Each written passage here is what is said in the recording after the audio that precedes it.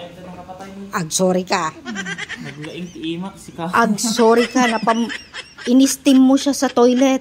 Sabi ko sa'yo, bakit hindi mo siya tinanggal? Mag-sorry ka. Mag-sorry ka, pinatay mo siya. Muntay lang pati sa Mag-sorry ka sa kanya bago ko itapon. Mag-sorry ka.